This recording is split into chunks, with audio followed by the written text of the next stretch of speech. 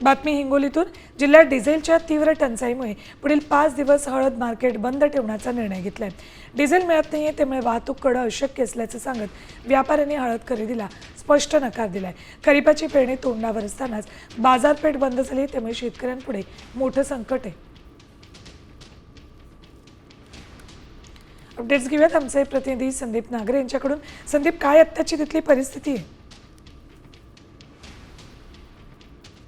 हळदीचं मोठं मार्केट हे हिंगोलीमध्ये आहे आणि शेतकऱ्यांना आणि व्यापाऱ्यांना डिझेल मिळत नसल्यामुळं पुढचे 5 दिवस हे हळद मार्केट बंद करण्याचा निर्णय बाजार समिती प्रशासनाने घेतलेला आहे। व्यापाऱ्यांनी शेतकऱ्यांचा हळदीचा माल जो आहे तो खरेदी न करण्याचं या ठिकाणी ठरवलेलं आहे, कारण व्यापाऱ्यांना हजारो किलोमीटर हा हळदीचा माल पुढे पाठवावा लागतो, मात्र आता त्यांना डिझेलच मिळत नाही। त्यामुळे आता सध्या मार्केटमध्ये 10,000 क्विंटल हळद ही व्यापाऱ्यांची पडून आहे आणि पुढील 5 दिवस हे संपूर्ण मार्केट बंद ठेवण्याचा निर्णय बाजार समितीने घेतलेला आहे। ठीक, धन्यवाद संदीप संपूर्ण माहितीसाठी।